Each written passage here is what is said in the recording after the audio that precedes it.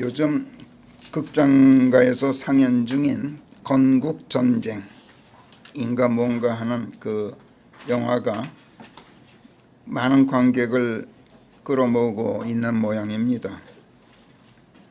이 나라 대한민국 초대 대통령 이승만 박사를 재조명하면서 대한민국 건국 역사를 다룬 영화라고 합니다. 그런데 이 영화를 소개하는 광고문이 어떻게 되어 있는지 여러분 혹시 보신 일이 있는지요? 학교에서 가르쳐주지 않는 대한민국 건국 다큐멘터리 이렇게 되어 있어요. 광고문 중에 학교에서 가르쳐주지 않는 대한민국 건국 다큐멘터리 이렇게 되어 있어요. 저는 이 광고문을 읽고 깜짝 놀랐어요. 제가 학교 다닐 때에는 초등학교에서부터 중학교, 고등학교에 이르기까지 학교에서 계속 역사 선생님한테 배웠던 이 나라 역사의 아주 중요한 한 장이 바로 이승만 대통령과 대한민국 건국 역사였어요. 그런데 이 중대한 역사적 사건이 언제부터 학교에서 가르쳐주지 않는 역사가 되었단 말인가. 기막힌 일이죠. 아주. 세상 천지 지구상 어떤 놈의 나라가 제 나라 건국 역사를 학교에서 가르쳐주지 않는단 말입니까? 대한민국밖에 없는 것 같아. 20세기 말 DJ라는 약자로 지칭되는 어떤 인물이 대통령이 된 다음 오늘에 이르기까지 간간히 불순한 친북 좌파 정치 세력이 이 나라 정부 권력을 장악하곤 했는데 그때마다 초중 고등학교 교과서에서 이 나라 대한민국 건국 역사를 축소하거나 왜곡하거나 변질시키거나 슬금슬금 지우기를 시도해 왔어요. 이승만 대통령과 대한민국 건국 역사를 이처럼 축소 왜곡하거나 지워버리고 싶어 안달하는 불순 세력이 현재 지구상에 두 집단이 존재해요. 그 중에 하나는 북한의 김일성 왕조 공산주의 군사 독재 집단이죠. 그리고 다른 하나는 현 대한민국의 입법부와 사법부 내에 침투해 있는 불순한 집단이에요. 이 자들은 애당초 못돼먹은 국가적인 반국가적인 매국노 불순 세력이니까 그렇다고 칩시다. 그들은. 그러나 이 나라 건국 역사를 학교에서 가르치지 않는데도 이것을 문제 삼지 않고 가만히 있는 이 나라 대다수 국민은 뭡니까? 학부모들 대체 뭐하는 사람들입니까? 현 정부 교육 당국자들은 대체 어느 나라 백성, 어느 나라 정부란 말입니까? 저는 이게 기막혔어요. 다른 사람들은 친북 좌파 세력을 비난하는 데 집중하는데 저는 오히려 가만히 있는 이 나라 백성이 참 기가 막히다고 생각했어요.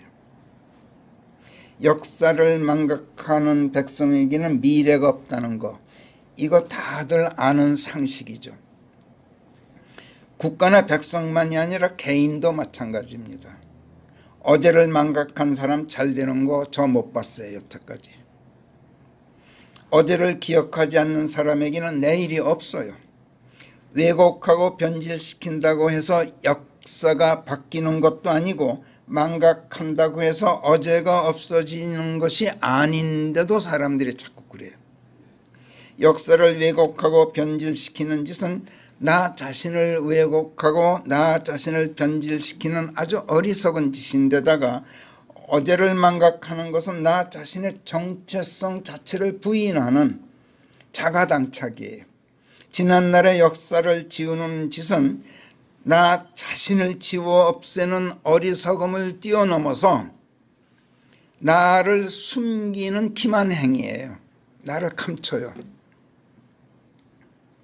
개인적으로나 민족적으로나 또 국가적으로나 이 나라 대한민국 사람들이 어쩌다가 이렇게 어리석은 자가당착에 빠지게 되었는지.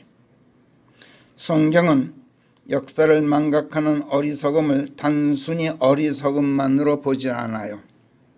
오늘의 나, 오늘의 우리, 오늘의 이 나라를 있게 하신 하나님에 대한 배반으로 보고 하나님의 은덕을 악으로 갚는 배은망덕의 도덕적인 악으로 성경은 볼 뿐만 아니라 이런 배은망덕의 악을 자행하는 자들을 절대로 하나님의 자녀들로 보질 않아요. 성경은.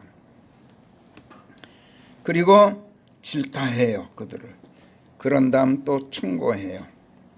신명기가 특히 그러한 책이에요. 이스라엘 백성의 출애굽 사명을 거의 다 완수하고 바야흐로 죽음을 눈앞에 두게 된 모세.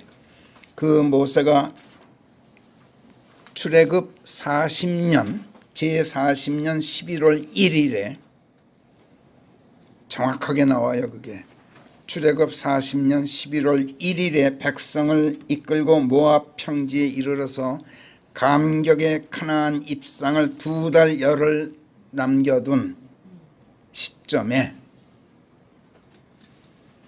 이스라엘 출애굽 백성 제2세대에게 1세대는 다 하나님께서 멸하셨어요. 2세대에게 그러니까 여호수아 세대입니다. 마지막 유언 설교를 합니다. 그러면서 신명기 32장 5, 6, 7절에서 다음과 같이 꾸짖고 또 충고합니다. 신명기 32장 5절부터 7절, 7절까지 우리 같이 읽읍시다. 시작. 그들이 자신들을 변질시켰나니 그들의 얼룩은 그분의 자녀들의 얼룩이 아니니라. 예, 보세요. 그런즉 하나님의 자녀는 못한다. 자신들을 변질시켰다. 이거는 하나님의 자녀들이 아니기 때문에 그런 것이다. 그 다음 시작. 그들은 삐뚤어지고 구부러진 세대니라. 오 어리석고 슬기롭지 못한 백성아, 너희가 주께 이같이 보답하느냐? 그분께서 너를 사신 네 아버지가 아니시냐? 그분께서 너를 지으시고 너를 세우지 않으셨느냐? 옛적의 나날들을 기억하여 여러 세대들의 연년들을 이해하고 깨달으라. 네 아비에게 물어보아라. 그가 밝혀주리라. 네 어른들에게 물어보아라. 그들이 내게 이야기해 주리라. 예. 중고등학교 다닐 때 국사, 우리나라 한국사, 그 다음에 세계사 공부를 제가 무척 좋아했어요.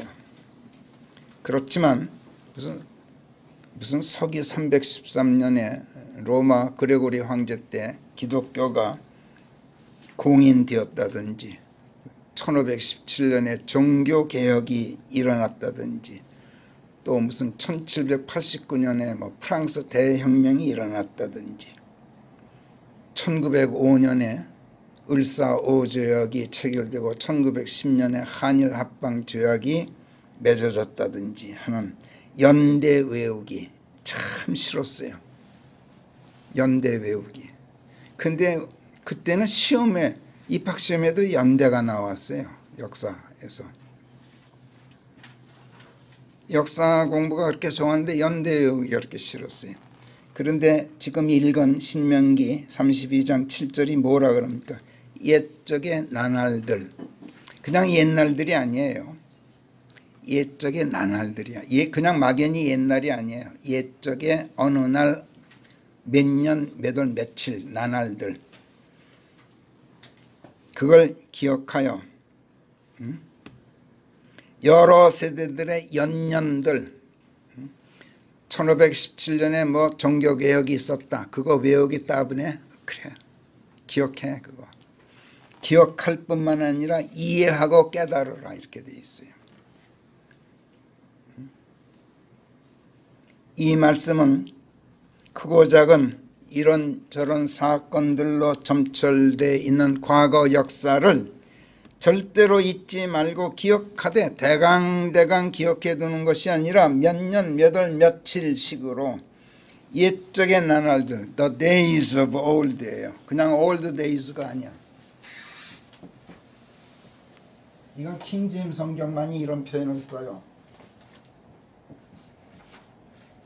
그냥 다른訳본들은 the old days예요. 그냥 옛날들 이렇게 막연히. 근데 킹제임스 성경은 옛적의 나날들이에요.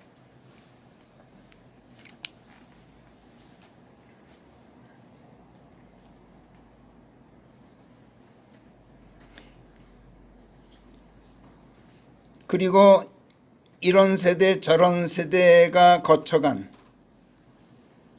그 역사 속에서 이런저런 사건들이 일어났던 그 연대들을 연대들 하나하나를 구체적으로 기억할 뿐만 아니라 그해 그날 그 일이 누구에 의해서 왜 어떻게 해서 일어나게 되었는지를 이해하고 그 사건이 던지는 의미와 역사적 의미와 교훈적인 가치를 깨닫고 마음속에 각인시켜라. 지금 그렇게 명령하고 있는 거예요. 그리고 그 다음 말씀이 또 무서워요. 내 아비에게 물어보아라. 그가 밝혀주리라. 내 어른들에게 물어보아라. 그들이 내게 이야기해 주리라. 이렇게 충고를 해요. 이 말씀은 과거 역사에 관심을 갖지 않는 젊은 세대에 대한 꾸지람이에요. 왜 물어보지도 못하냐? 관심이 없어서 그렇지 않느냐? 꾸지람이에요. 그 다음에 어른 세대에 대해서 야, 너희들 늙은이들 왜 젊은 세대에게 과거 역사를 가르쳐주지 않는 것이냐? 어른 세대들에 대한 책임 추궁이에요.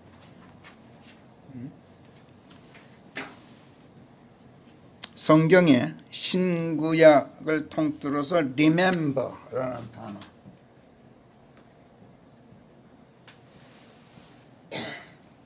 기억하라, remember,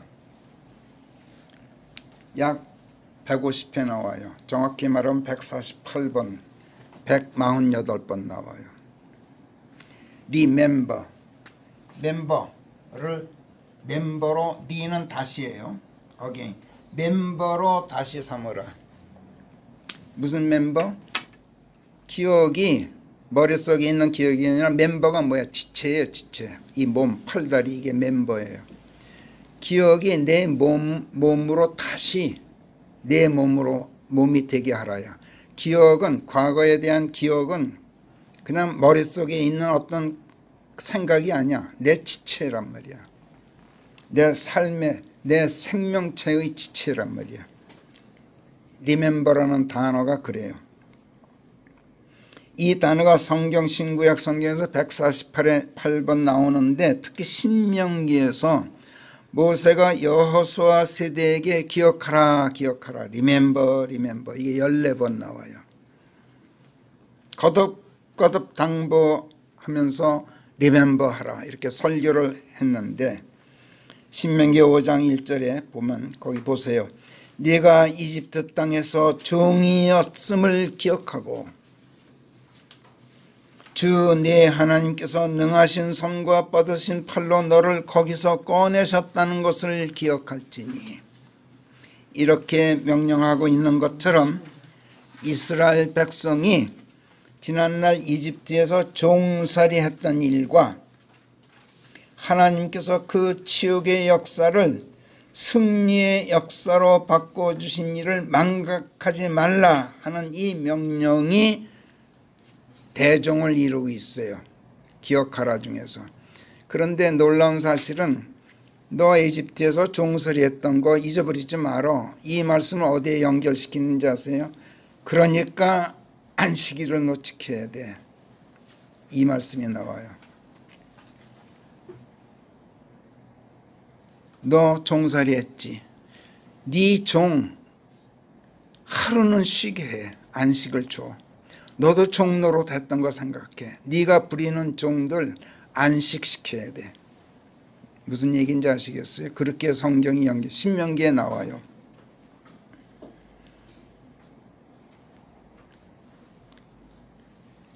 그리고 아까 신명기 32장 7절은 옛적의 나날들과 여러 세대들이 거쳐간 그 연년들을 기억하고 이해하고 깨달으라. 이렇게 당부한다는 점에서 그냥 기억하라,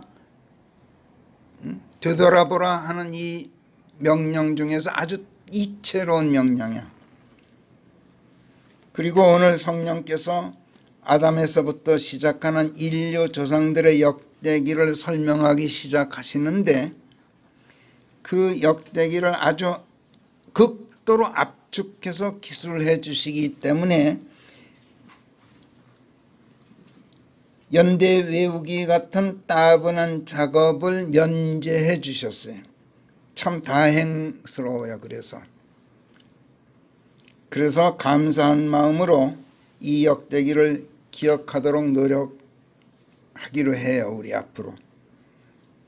그런데 셋에서부터 노아를 거치는 인류 조상의 역대기를 기술하시기 전에 아까 제가 말씀드렸던 것처럼 먼저 창세기 4장 말미에서 카인의 후예 역대기를 성령께서 카인 안에서부터 그의 육대손인 야발과 유발 그리고 투발 카인과 나아마까지 기술하시는 것이 이채로워요. 아주. 이건 아마도 카인의 후예들은 인류의 조상들이 아니고 또 그 후예들이 한 종족으로서는 중도에서 멸절되고 말기는 했지만 그들이 이룩한 문명, 그들이 형성한 문화, 이거는 현대 인류에 이르기까지 역사에서 지울 수 없는 중요한 족적으로 현재까지 면면이 이어져 왔기 때문에 성령께서 카인의 후예 역대기를 먼저 기술하신다는 걸 우리가 깊이 생각해 봐야 돼요. 얼마 뒤에 바벨탑 사건이 벌어지고 현대에 이르기까지 인류가 매몰되어 있는 도시문화, 이 도시문화는 카인이 에녹 성읍을 건설했을 때부터 시작되었어요. 또 아까도 말씀드렸죠. 한 사내가 한 여인을 아내로 맞아서 그 아내에게 밀착함으로써 두 사람이 하나의 살이 되어야 한다고 창세기 2장 24절에서 엄명하고 계신 하나님의 결혼 규칙이 무너져요. 여러 여인들과 결혼하는 중혼 문화가 카인의 오대손 라멕, 아까 제가 에노스라고 잘못 얘기했는데 라멕이에요. 라멕에서부터 시작됐어요. 또 양떼를 이끌고 초원을 찾아 이곳저곳 유랑해야 하는 유목 생활을 하도록 하셨는데 카인으로 하여금 그거를 마다하고 장막 짓고 한 곳에 정착해서 한 곳에서 가축을 치는 목축 문화, 이 또한 라멕의 장자 야발에게서 시작되었어요. 그런가 하면 그의 둘째 아들 유발은 수금을 타고 피리를 부는 음악 문화, 유흥 오락 문화의 조상이 되었어요. 그래서 오늘날 대한민국의 이른바 아이돌들로 대표되는 소위 K-팝 문화로까지 발전되었어요. 저는 이 나라가 앞으로 두고 보세요. 이 K-팝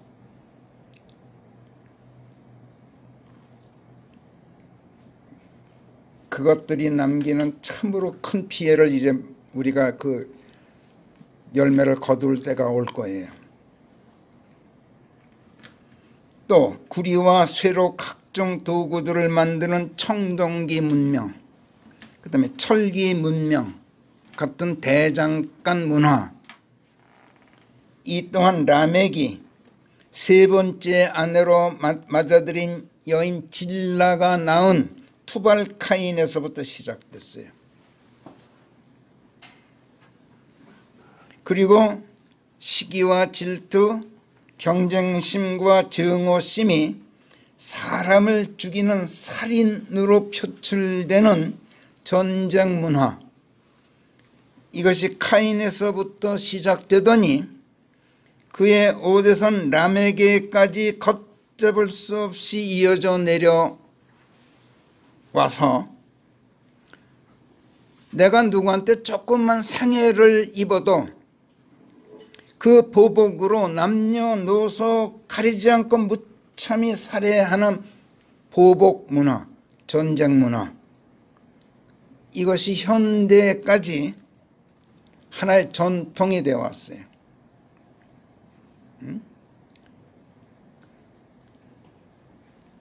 이 나라 현재 대통령이 북한에 대해서 도발하면은 압도적으로 보복하겠다, 공공연하게 얘기를 해요. 단호히 대응한다 해서 더 발전해서 압도적으로 보복하겠다. 이게 뭐예요? 너희 우리 건드리면 남녀노소 가리지 않고 무참히 살해하는 전쟁 우리 마다하지 않겠다는 선언이거든. 근데 이게 일반화됐어요. 우리나라만 그런 게 아니라 전 세계가 그렇단 말이야. 이처럼 종족으로서는 멸족되어서 오대손으로 그 역사가 끝나고 말았지만 그 후예들이 남긴 문화유산은 아주 고약하더라도 지워지지 않고 오늘날까지 이어져 내려오고 있는 역사의 족적이에요. 이 또한 옛적의 나날들과 여러 세대 연년들로 기억되고 이해되어야 할 엄연한 역사이기 때문에 성령께서 성경에서 카인의 후예들 이야기를 맨 먼저 역대기로 기술하고 계신 거란 말이에요. 여러분 다들 예수 그리스도의 세대에 관한 책이라 이렇게 선포되고 있는 마태복음 1장의 족보 일부만이라도 한 번은 읽어보셨을 거예요. 그죠? 정춘희자매 읽어봤죠? 아브라함이 이삭을 낳고 이삭이 야곱을 낳고 야곱이 유다와 그의 형제들을 낳고 유다가 파레스를 낳고 파레스가 에스롬, 에스롬이 아람, 아람이 아비나답, 그 다음에 아비나답이 나손을 낳고 나손이 살몬을 낳고 살몬이 보오즈를 낳고 보오즈가 오벳을 낳고 오벳이 이세가 다윗을 낳았느니라. 이렇게 14세대로 끝나죠. 그 다음에 또 14세대가 나와요. 바빌론으로 끌려간 무렵에서부터 여코냐까지, 또 거기서부터 바빌론에 끌려간 뒤에서부터 예수 그리스도까지 14세대. 그래서 모두 42세대. 근데 내가 보니까 45세대거든. 성령께서 세 세대는 지워버렸어. 마태복음 3장에서. 그거 미스테리야. 암만 생각해도 답이 안 나와. 제 개인적인 추산인데 14라는 숫자 때문에 그런 것 같아. 7이라는 숫자가 2번 반복되는 14. 거기에 맞추다가 보니까 일부러 3세대를 중간에 뺐어요. 성령께서. 마태복음 1장에서. 어찌됐든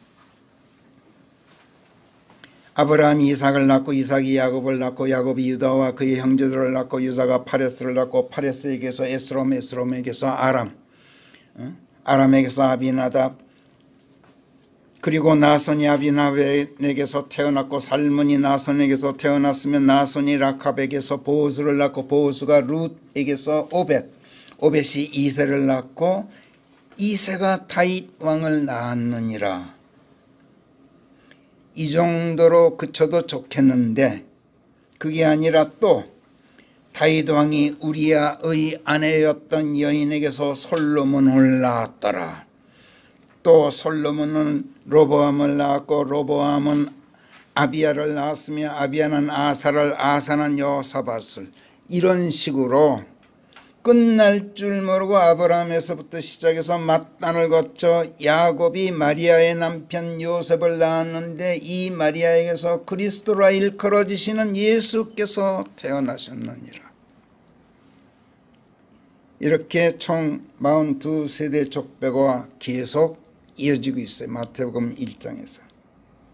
지금 말씀드렸지만 사실은 45세대인데 42세대로 되어 있어요. 무슨 이유에서인지 밝히질 않아요. 아마 제가 추산하는 게 틀리진 않을 것 같아요.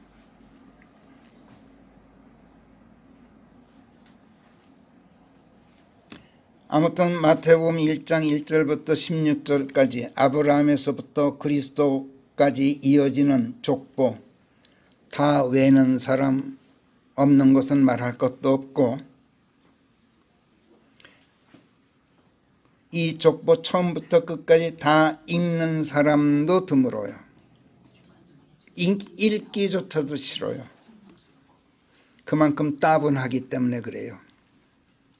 따분할 뿐만 아니라 또 무의미하다고 느끼기 때문에 그래요.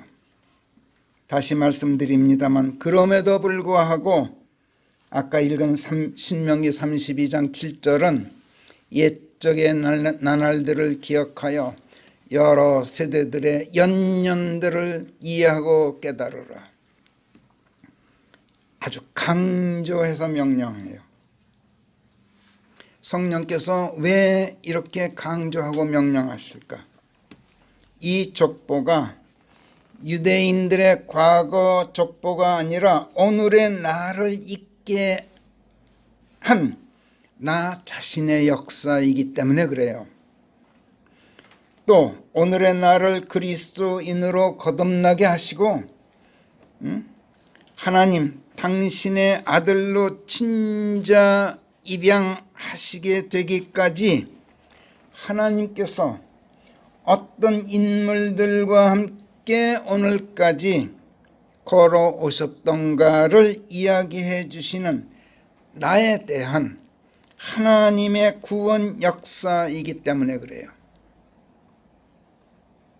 더 나아가서 장차 하나님 당신께서 우주 만물 삼라만상과 함께 나를 예수 그리스도 안으로 합일시키시려고 이제 다시 오셔서 나를 하늘로 데려가시고 세상을 멸하시고 새하늘과 새 땅과 함께 영원 시대를 펼치시게 될 그 장엄한 미래 역사 속에 이 보잘것없는 나를 포함시키실 나의 하나님의 이야기이기 때문에 성령께서 그렇게 강조하시는 거예요. 제 말이 틀렸다고 생각되세요? 기독교 신학에서는 성경을 하나님의 구속사다 이렇게 가르쳐요. 저는 동의하지 않아요. 거기에 하나님께서 나를 왜 어떻게 구속하시고 구원하셨는가를 이야기하는 역사책이다. 기독교 신학에서는 그렇게 가르쳐요. 그러나 구속사가 성경의 중요한 한 부분인 것은 맞아요.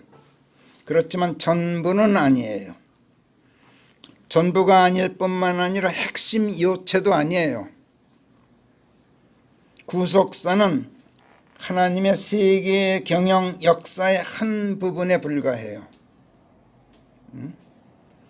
창조하시고 멸하시고 다시 영원 시대를 펼치시게 된 그 장엄한 역사의 한 부분이란 말이에요.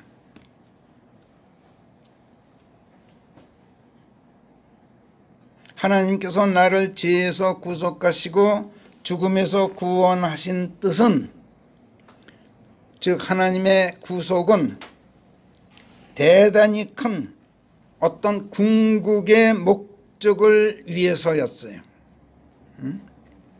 이 궁극의 목적을 이루시기 위해서 일하시는 하나님의 세계 경영, 이게 성경의 요체예요. 핵심이에요. 이에 대해 성령께서 에베소서 1장 10절에서 다음과 같이 선포하셔요. 7절부터 읽어보겠어요. 에베소서 1장 7절부터 시작. 우리는 그분의 은혜의 풍부함에 따라 이분 안에서 이분의 피로 말미암은 속량 곧 죄들의 용서를 받아갖고 있고. 잠깐. 자, 우리가 구속되었다 이런 뜻이야. 이걸로 끝나지가 않아요. 8절 시작. 그 은혜의 풍부함 안에서 그분께서 모든 지혜와 분별력이 우리 쪽으로 넘치도록 흘러들게 하셔서 당신께서 당신 자신 속에 계획해 두셨던 당신의 선하신 뜻 그대로 당신의 뜻의 신비가 우리에게 알려지도록 하셨나니. 잠깐. 구속만이 아니야. 성경은 하나님께서 우리에게 그 풍성하신 은혜 속에서 우리에게 지혜를 주셔서 성경의 모든 것을 알게 하셨어. 하나님께서 뜻하신 그 모든 비밀스러운 신비들을 너희들은 알게 하셨어. 성경이 하나님의 구속사 아니야. 거기보다 더 많아. 그건 한 일부에 지나질 않아. 그러면 그 뜻이 무엇이냐? 10절 시작. 그 뜻은 시대들의 충만함을 이루시는 경륜 안에서, 경륜 안에서란 세계 경영 안에서예요. 시작. 하늘에 있는 것들과 땅에 있는 모든 것들을 당신께서 그리스도 안에서 다름 아닌 그분 안에서 하나로 한데 모으시려는 것이니라. 이것이 성경의 요체예요. 하나님께서 창조하신 것은 하나님께서 자기 계시라고 그랬어요. 당신 안에 있는 모든 것을 내표출해 보이신 것이 창조였다 그랬어요. 그런데 그 우주 만물 삼라만상이 아담의 죄로 말미암아서 전부 벌받은 존재들이 되게 됐어. 죽어 없어지는 것이 되고 말았어. 하나님에게서 나왔으면 영원해야 되잖아. 근데 그 영원성을 상실하고 말았단 말이야. 인간 때문에. 그래서 결국은 하나님께서 세상을 멸하시고 심판으로, 그런 다음에 영원 시대에서 살아남을 자들을 인간들에게서만 구속하셔요. 그리고 삼라만상 다른 것들은 죄 없이 인간 때문에 벌받은 존재들이 되었기 때문에 결국 하나님께서 그것들을, 우리가 회복될 때 그것들도 그리스도 안에서 하나로 모으셔요. 다시 불러들이셔. 당신에게서 나갔던 것들을 다시 불러들이셔. 인간만은 그리스도 안으로 침례되어서 그리스도의 생명 안에서 다시 산 사람들만 그리스도 안으로 다시 넣으셔요. 그리고 나머지는 전부 멸족되고 말아요. 이게 하나님의 세계 경영의 궁극적인 목적이고, 이것을 이야기하는 책이 성경이에요. 그리스도 안에서, 더 강조해서 다름 아닌 그분 안에서 하늘에 있는 것들과 땅에 있는 모든 것들을 하나로 한데 모으시려는 것, 이게 하나님의 뜻이란 말이야. 만물 만인을 그리스도 안에서 하나로 한데 모으시려는 궁극적인 목적을 갖고 세계의 역사를 이끌어 가시고, 그 역사 속에 이 보잘것없는 나를 포함시켜서 이야기하시는 하나님. 성경 속에 내가 있어요. 하나님께서 나를 포함시켜서 이야기하고 계신다고. 나의 이 하나님께서 아담에서부터 노아를 거쳐 아브라함과 이삭과 야곱에서 다윗 왕을 또 거치고 예수 그리스도에 이르기까지의 역대기를 기억하라고 지금 신명기 32장에서 강조해서 명령하고 계신 거예요. 그래서 오늘 창세기 5장에서 아담에서부터 시작하여 노아에 이르기까지 먼저 창세기 10장까지의 역대기를 공부하기 전에 신명기 32장을 오늘 시간 닿는 데까지 살펴보기로 해요. 52절까지 좀 길지만 시간 닿는 데까지 한 구절씩 살펴보겠는데, 앞에서 말씀드렸듯이 신명기는 하나님의 백성인 이스라엘 민족을 향한 모세의 유언 설교지만 읽으면 읽을수록 32장 30장에서부터 시작하지만은 그 핵심이 32장 특히 읽으면 읽을수록 또 생각하고 묵상하면 할수록 이게 이스라엘 민족의 역사가 아니라 오늘 나를 향해서 던지는 아주 간곡한 유언 설교라는 것을 깨닫게 돼요. 내게 하는 유언이야. 그리고 이런 느낌을 성령께서 갖게 하시는 이것이야말로 내가 하나님의 백성으로 편입되어 있구나 하는 것을 여실히 보여지는 증거가 돼요. 그러니까 신명기를 읽으면서 그 속에 내가 있고 그 모세의 유언이 이스라엘 백성을 향한 유언이 아니라 나를 향한 유언이로구나 하는 걸 느끼게 만들어 주시는 성령께서 그렇게 만들어 주신 그것이 내가 하나님의 왕국 백성이로구나 하는 것을 입증하는 증거가 된단 말이에요. 1절부터 보겠어요. 오 너희 하늘들아 귀를 달라.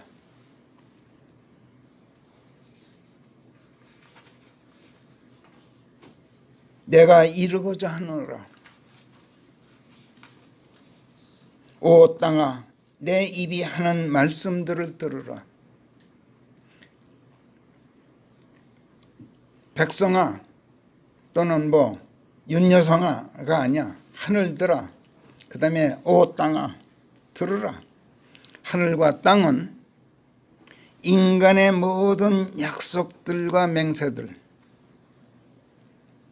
개개인의 이런 약속 저런 다짐 우리가 하잖아요. 또 내가 이런저런 많은 죄들을 짓잖아요. 내가 한 말, 내가 다짐한 말, 내가 약속한 것, 내가 맹세한 것, 그리고 내가 지은 죄 하나하나에 대해서 하늘과 땅은 무언의 증인이에요. 말은 안 해도 다 보고 있단 말이야. 하늘이 알고 땅이 알지 않아. 이런 말 하잖아 우리가. 또 인간은 덧없이 변하기를 끊임없이 하는 그런 변덕스러운 존재인데, 그런 인간의 속성을 뛰어넘는 하나님의 언약, 그 신실하신 변함없으신 언약의 표상이기도 해요. 하늘과 땅은. 성경에서 하나님께서 나를 고발하시고 백성을 고발하실 때 하늘들과 땅을 증인으로 내세우시고 말씀하실 때가 굉장히 많아요. 그래서 여기서도 오 너희 하늘들아 귀를 달라. 야 내가 지금 이것을 이루고자 하노라. 이룬다는 말은 일러 말한다. 그냥 말하는 게 아니라 가르치고 전하고 하나님께서 하신 말씀을 내가 가르치고자 하노라, 이런 뜻이에요. 그러니 너희들 하늘들아 땅아 증인이 되달라. 저것들 이 다음에 못 들었다 소리 못하게 해달라, 이런 뜻이야.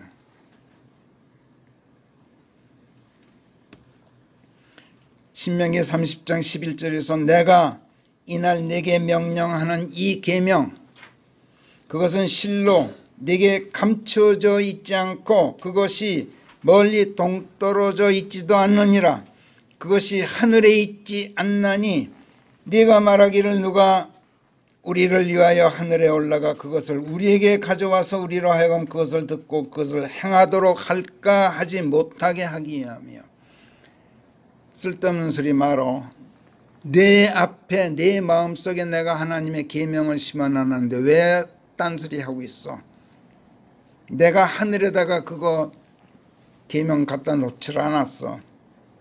그것이 바다 너머에 있지도 않나니 네가 말하기를 누가 우리를 위해 바다 너머로 가서 그것을 우리에게 가져와 우리로 그것을 듣고 그것을 행하도록 할까 하지 못하게 하기 위함이니라. 그 말씀은 단연코 네게 매우 가까이 있나니 네가 행할 수 있도록 네 입에 있고 네 마음속에 있느니라. 근데 왜 망각하고 있니?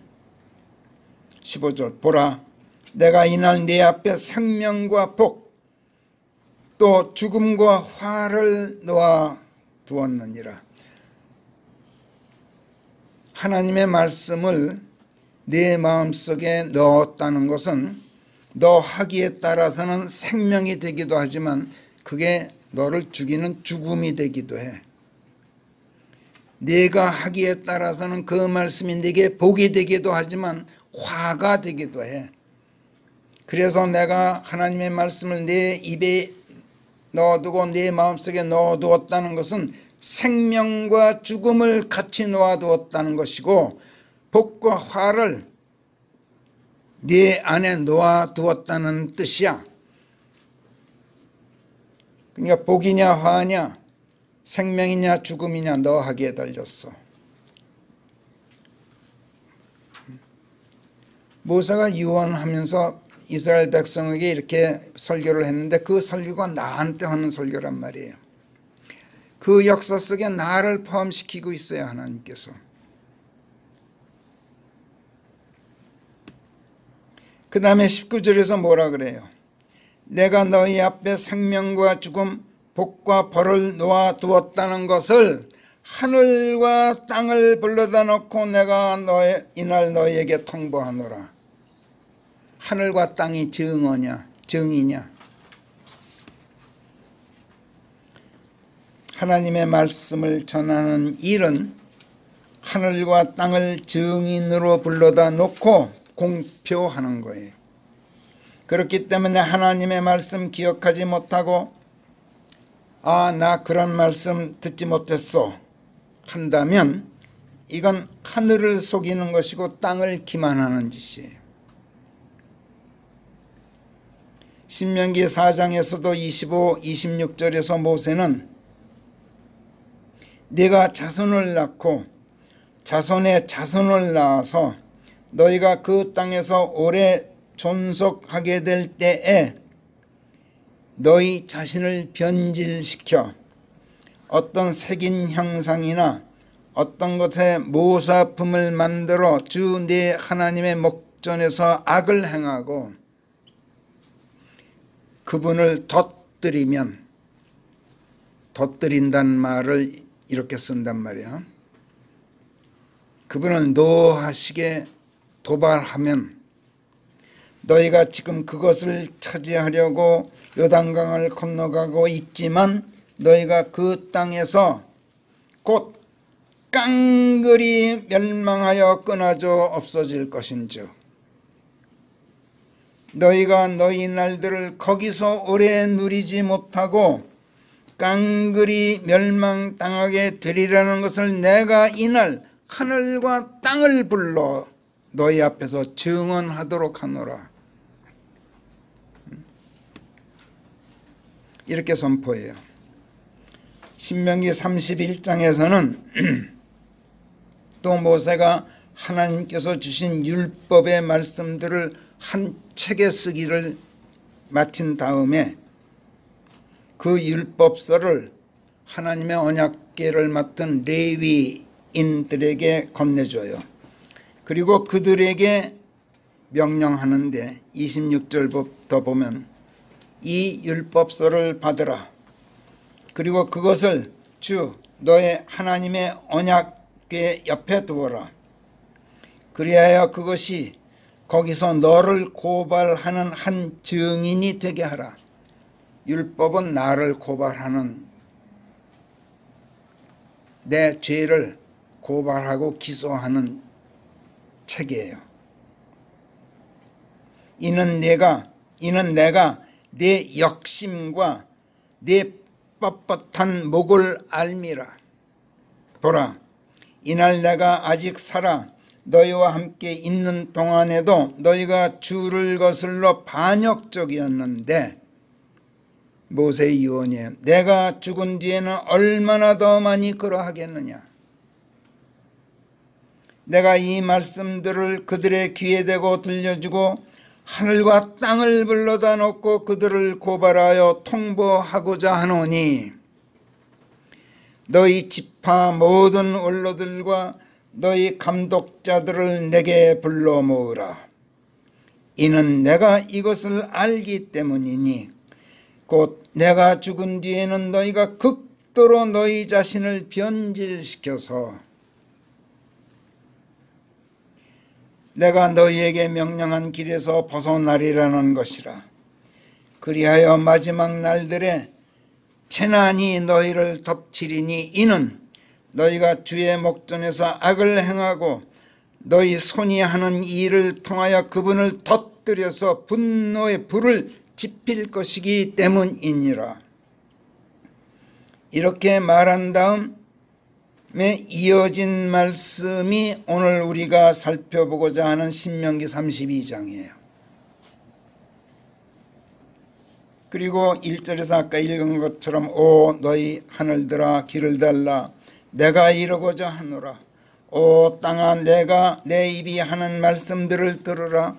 내 가르침이 빛처럼 방울방울 떨어져서 내가 이루는 말씀이 이슬처럼 맺히리니 어린 소채 위에 가랑비 같고 풀 위에 소낙비 같으리라. 너를 소생시킬 것이다 이런 뜻이야. 너 어린 풀이야. 너 어린 소채야. 햇빛이 해가 돋으면 너는 시들어 죽어. 그런데 내 위에 방울방울 떨어지는 가랑비 같고 내가 조금 더 자라면 소낙비 같은 그런 빛처럼 말씀이 내 위에 쏟아져 내릴 거야. 그래서 너를 소생시킬 거야. 3절 이는 내가 주의 이름을 공표할 것임이니, 주의 이름이에요. 하나님의 말씀을 공표하는데 주의 이름이라 그러잖아요. 그 위대함은, 이거 고치세요 거기. 너희는 그 위대함을 우리 하나님께 돌려라가 아니라, 고쳤어요 제가 이거. 그 위대함은 너희가 우리 하나님께 돌려라. 나는 말씀을 전하겠다. 그 이름의 위대함은 너희가 하나님께 돌려라. 그 말씀을 듣고 너희가 그 말씀에 따라서 하나님께 배은망덕하지 말고 그 은혜를 은혜로 갚을지니라. 이런 뜻이야. 하나님의 말씀은 하나님의 가르침이에요. 하나님의 말씀이 뭘 가르칩니까?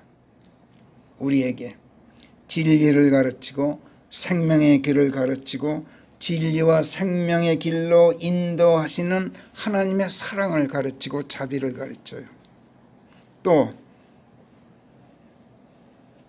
그분께서 지금까지 이끌어오신 과거 역사, 또 앞으로 이끌어 가실 미래 역사를 가르쳐요. 하나님의 말씀.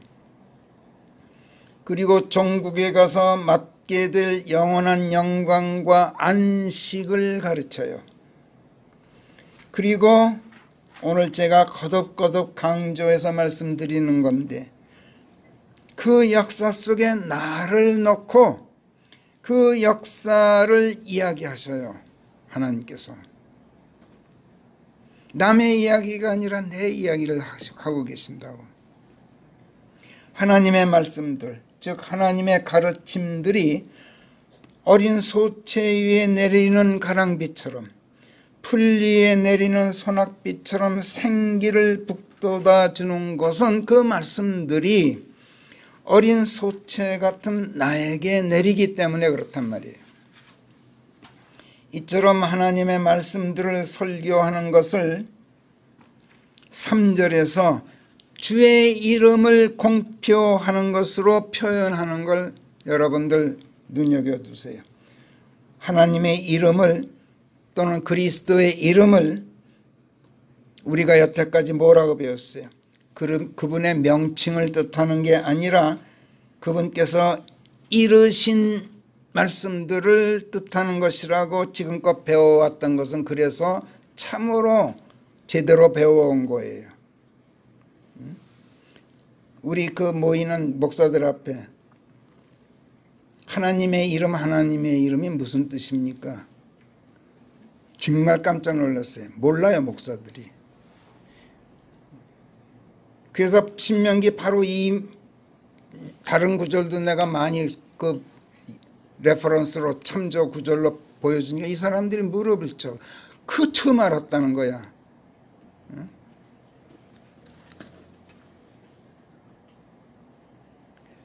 말씀이 너희 어린 소채 위에 떨어지는 가랑비처럼, 풀 위에 내리는 소낙비처럼 너희를 소생시킬 것이다. 하나님의 말씀. 이거를 공표하는데 그분의 이름을 공표한다고 말하잖아요. 말씀을 이름으로 달리 표현하신단 말이에요.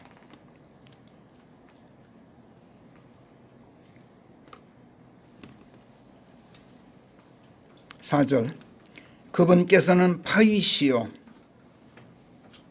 바위,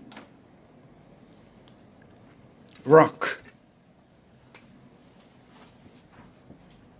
대문자로 써서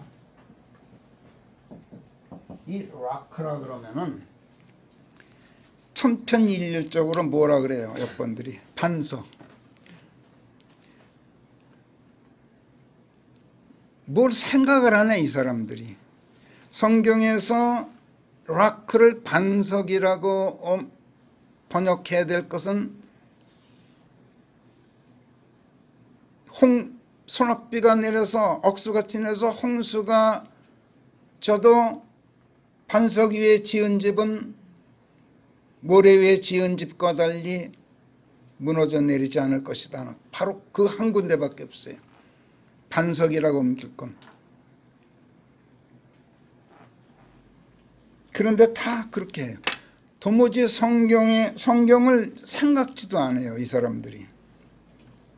그분께서는 바위이시요, 그분의 일하심은 완전하나니 이는 그분의 모든 길들이 올바르기 때문인즉 비뚤어짐이 없고 정의롭고 오르신 진리의 하나님이시니라. 그들이 자신들을 변질시켰나니 하나님께서는 바위야, 변질되시는 일이 없어. 천년 전에 그 바위가 오늘 의구해. 옛 모습 그대로야. 인간 너희들만 변했어.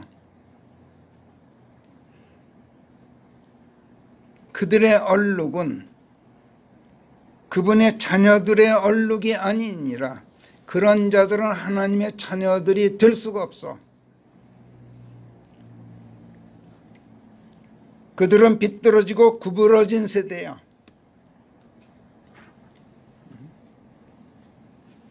하나님께서는 때로는 큰 비가 내리고 홍수가 덮쳐도 무너지지 않는 반석이시기도 하지만 마태복음 7장 24절에서 나오죠. 때로는 절벽처럼 험준한 바위 암벽이기도 하셔서 적의 공격으로부터 안전한 난공불락의 요새가 되시고 보루가 되시기도 하고 피는 처가 되기도 하시는가 하면 또 차돌처럼 단단한 바위가 되셔서 변함이 없는 그런 분이시란 말이야. 야고보서 1장 17절은 하나님을 일컬어서 뭐라 그럽니까? 그분에게는 변덕스러움이 없고 변질이란 그림자도 없으시니라. 이걸 우리말 역번 회전하는 그림자가 없느니라. 이게 무슨 뜻인지도 모르고 그렇게 옮겨놨어. 변질이란 건 그림자조차 없어. 하나님께서는 바위셔. 여기 신명기 32장 4절의 바위는 바로 그 변질이란 그림자조차 없이 한결같으신 하나님을 일컫는 말씀이에요. 그런데 하나님은 그처럼 변함이 없으신데 사람들이 변덕스럽고 변질되기를 잘해. 변질이 뭐예요? 썩어서 더럽게 되는 걸 변질이라 그래요. 하나님의 자녀들은 변덕스러움이 없고 변질이란 그림자도 없는 하나님 그 바위께서, 그 바위가 변질이란 그림자도 찾아볼 수 없는 그 바위께서 산고를 치르고 낳으신 자녀들이라고 신명기 32장 9절 18절에서 말씀해요.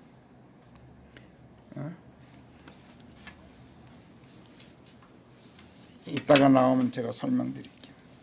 신명기 32장 6절 같이 읽어요. 시작.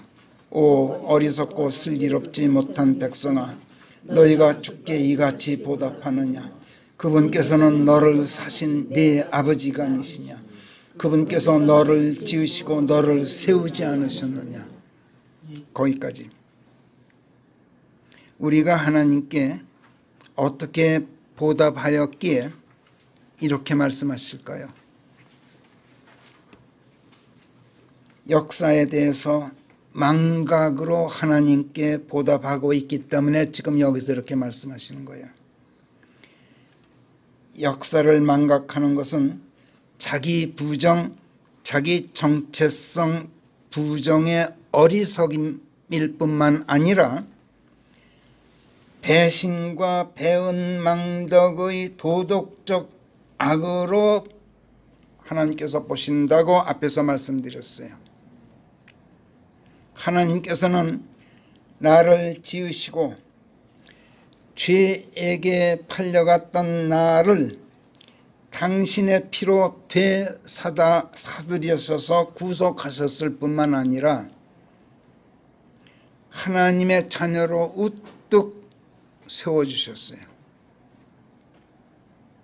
성경은 하나님께서 이 계획을 성취하실 그 놀라운 지혜와 그 크신 은혜를 창세전부터 오데인해 놓으셨다, 정해 놓으셨다, 이렇게 말씀해요. 고린도전서 2장 6절에서 6절부터 7, 8, 9 절까지 같이 읽어요. 시작. 우리가 아무리 완전한 자들 가운데서 지혜를 전한다 하여도 그 지혜는 아무것도 아닌 것이 되고 말 세상의 지혜도 이 세상 군왕들의 지혜도 아니며 오직 신비 안에 있는 하나님의 지혜, 곧 우리를 영광에 이르게 하시려고 하나님께서 창세전에 미리 정해놓으신 감추어진 지혜만을 우리가 전하나니. 잠깐, 성경 말씀은 이 하나님의 지혜를 우리에게 가르쳐주는 책이에요. 그런데 그 지혜는 창세전에 하나님께서 미리 정해놓으신 지혜예요. 우리에게 가르쳐 주시려고. 8절 시작. 이 세상 군왕들은 누구도 알지 못했던 것인즉 그들이 만약 그것을 알았다면 정녕 그들은 영화로우신 주를 십자가의 형에 처하려고 하지는 않았으리라. 그러니까 이 세상 군왕들이 인간들의 그 망각의 고약한 버릇을 하나님께서 역이용하셨어요. 십자가는. 이걸 망각하지 않았다라면 예수 그리스도의 십자가는 골고다에 세워질 수가 없었어요. 그러니까 하나님의 지혜야 이런 것이. 역이용하셔 하나님께서. 역사를 망각하는 것은 하나님의 은혜를 저버리는 배은망덕의 죄악이지만 하나님께서는 내 망각을 이렇게 역이용하셔서 나로 하여금 그리스도 예수를 십자가에 달도록 만드셨고 그런 나를 십자가의 보혈로 구속하셨어. 이것이 나를 향하신 하나님의 지혜였어.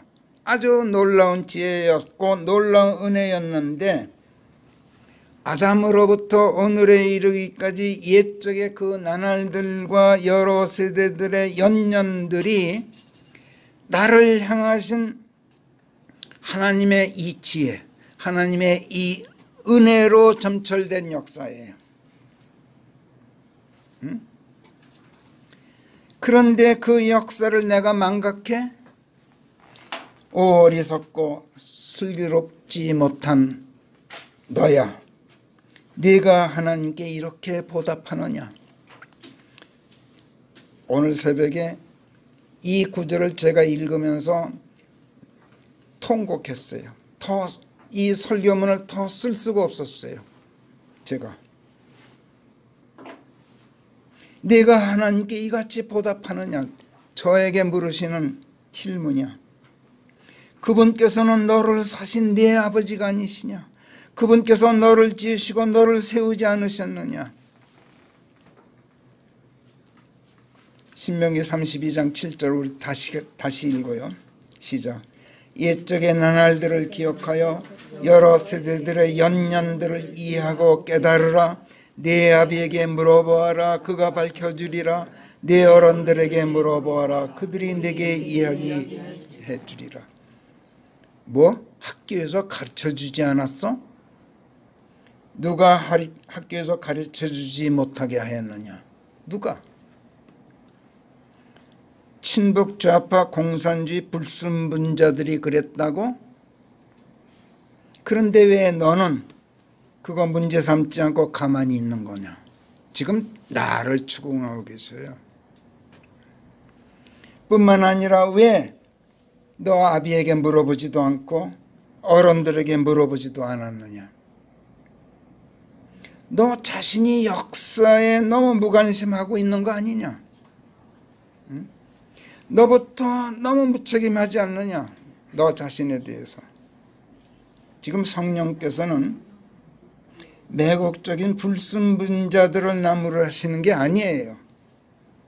내 무관심, 내 무책임을 나무라고 계셔요.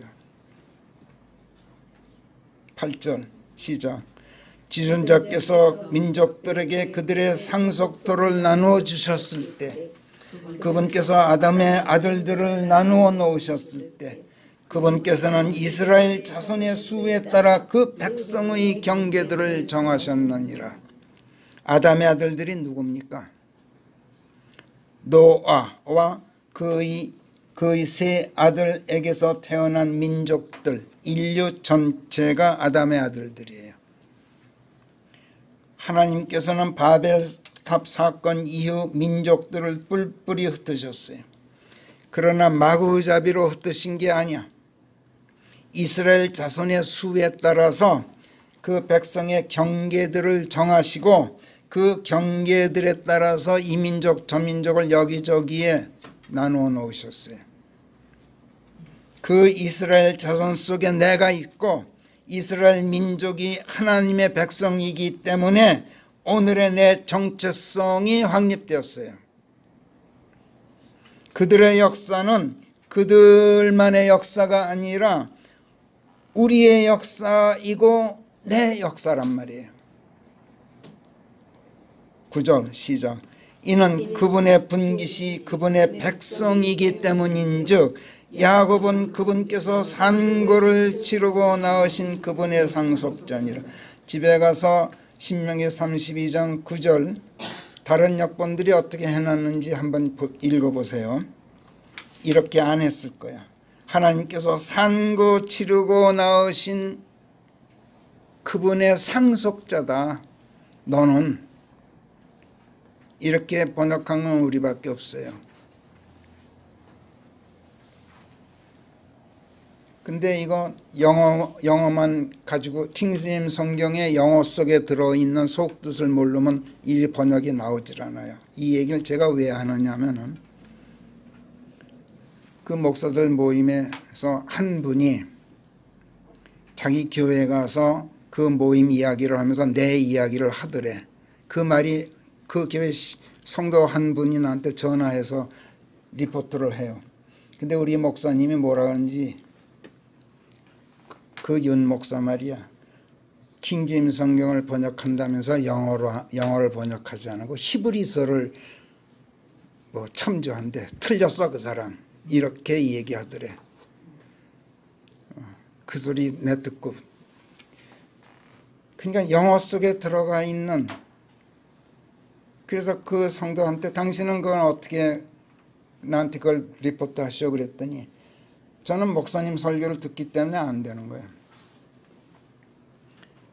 예를 들어서 그 사람이 나한테 들은 얘기를 그동안 배운 걸 얘기해. The praise, 찬양하라 정도가 아니지 않습니까? praise 하면 어디서는 널리 선양하라, 널리 선전하라, 국기 개양하듯이. 또 어디서는 칭찬하라, 어디서는 칭송하라, 어디서는 찬양하라, 어디서는 평가한다. 그 평가는 하나님께서 하시느니라 할 때 그 praise야. 그런데 그 속뜻이 영어에서는 사전 보면 다 나오지만 어떤 뜻으로 여기서 사용되는지는 모르잖아. 그거는 히브리어가 아니면 몰라. 구약에서는. 그 얘기를 강조했더니 이 목사들이 가서 이게 럭크만의 이 사람들이 럭크만 책을 읽어서 그런 이상한 생각을 하게 된 거예요. 럭크만은 히브리어나 헬라어를 참조한 주석자들을 완전히 깔아뭉개요. 그 사람 생각 틀렸어요. 영어 속에 들어있는 속뜻을 우리는 몰라. 영어권에 있는 사람들은 다 구별할지 모르겠어. 근데 저는 구별 못해요. 사전 속에 있음에도 어떤 뜻으로 썼는지 뽑아 쓰려면 히브리어를 원문을 봐야 돼요. 원문. 하나님께서 히브리어로 구약을 쓰셨고 아람어와 신약 필사본은 헬라어로 쓰셨어요. 하나님께서. 근데 왜 그걸 참조 안 해? 그걸 봐야만 속뜻을 발견할 수 있고 영어 사전이 가르쳐주지 않는 걸 찾아낼 수 있단 말이야. 이게 성령의 인도하심인데 잘못 배운 것들이 그렇게 얘기를 해. 엊그저께 그 전화를 받는데 2월 26일 날 만나서 내가 질타할 거야. 이 목사들. 당신들 정말 나하고 이 생각을 지우지 않으면 나하고 얘기 못한다고 내가 선언할 거야. 9절 보세요. 주의 분깃이 그분의 백성이다. 분깃이 뭡니까? 분깃. 할당받아서 할당으로 나누어 받은 유산을 분깃이라 그래요. 내 분깃이란 유산을 물려받은 사람이 많잖아요. 그죠? 근데 내게 할당된 게 있어요. 그걸 분깃이라 그래요. 근데 하나님께서 누구에게 유산을 물려받으시겠어요? 하나님이신데.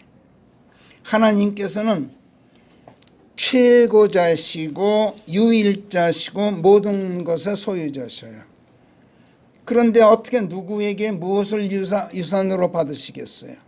하나님께서. 그러나 하나님께서는 잘 들으세요. 당신 자신이 당신 자신의 몫을 정하시고 당신의 몫을 당신 자신에게 물려주셔요. 그런데 하나님께서 스스로 당신 자신의 몫으로 정하신 것이 그분의 백성이라는 것이야. 아무것도 안 가지시고 나만 가지셨단 말이야, 하나님께서. 응? 하진 형제, 하나님께서 모든 것의 소유자신데 다른 것 다 마다하시고 당신의 분깃으로 허진 형제를 당신의 분깃으로 스스로 물려받으셨어. 얼마나 기막힌 이야기예요.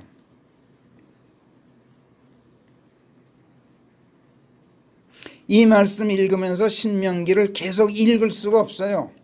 울음이 복받쳐서, 감격의 눈물 때문에.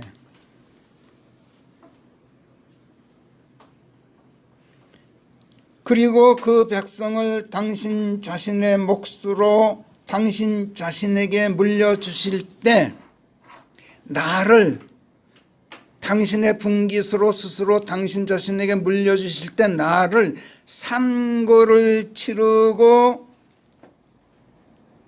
상속자로 낳으셨어요. 나를.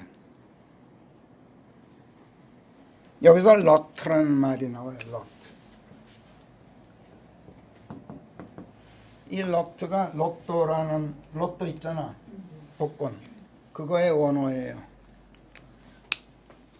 로또. 어떻게 당첨돼요? 이성우 형제. 예? 예? 번호. 그러니까 번호를 어떻게 맞춰요? 운수지, 운수. 예. 나는 운수지만 하나님께서 그 운수를 정하시잖아. 그지? 그렇지. 그 운명이란 뜻이야. 로트가. 이 운명은 나는 운이지만 하나님은 명령하신 거야. 그런데 이 운명이 언제 정해져요?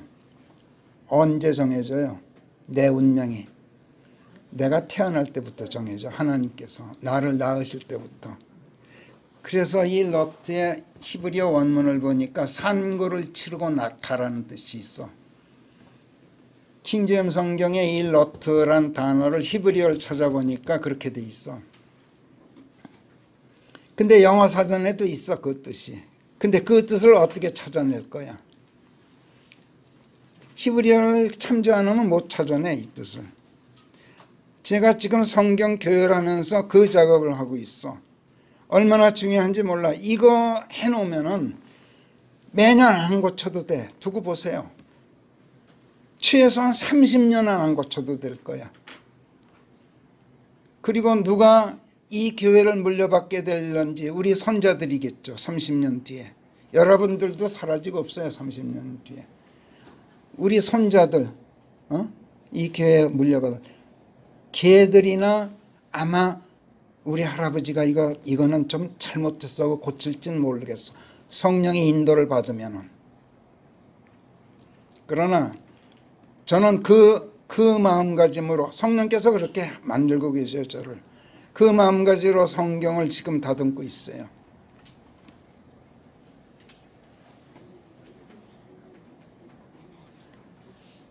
산고를 치르고 그 백성을 당신의 분깃을 산고를 치르고 상속자로 낳으셨는데 그 하나님의 백성은 그렇기 때문에 산고를 치르고 낳으신 백성이기 때문에 이스라엘 백성만을 말하는 게 아니라는 게 여기서 나와요. 우리가 하나님의 백성이고 내가 하나님의 분깃이라는 증거가 여기서 나와요. 왜? 하나님께서는 십자가에 산고를 치르고 나를 낳으셨기 때문에 그래요. 그렇잖아요. 10절 시작. 그분께서 그를 사막 땅 버려진 자들이 울부짖는 광야에서 발견하셨느니라. 누구를? 나를. 계속 시작. 그분께서 그를 이리저리 인도하셨고 그분께서 그를 지도하셨으며 그분께서 그를 당신의 눈동자처럼 지키셨느니. 여기서 그를 나로 고쳐서 다시 읽어요. 시작. 그분께서 나를 사막 땅 버려진 자들이 울부짖는 광야에서 발견하셨느니라. 그분께서 나를 이리저리 인도하셨고 그분께서 나를 지도하셨으며 그분께서 나를 당신의 눈동자처럼 지키셨느니라. 그렇지 않습니까, 여러분? 하나님께서 사막 땅 버려진 자들이 울부짖는 광야에서 나를 발견하지 않으셨던가요? 그리고 하나님께서 나를 거기서 꺼내지 않으셨던가요? 그리고 오늘에 이르기까지 하나님께서 나를 이리저리 인도하시고 지도하고 당신의 눈동자처럼 지켜주지 않으셨던 거요? 그렇지 않고서야 어떻게 내가 오늘 이렇게 있을 수 있겠어요? 응? 그런데 오늘에 이르기까지 그러하신 하나님의 족적을 내가 망각해? 왜곡해? 변질시켜? 우리 그렇게 보답할 수는 없잖아요. 목이 메어서 여기서 제가 설교를 쓰다가 여기서 중단했어요. 오늘 새벽에. 오늘 새벽 3시 반 기도하겠습니다.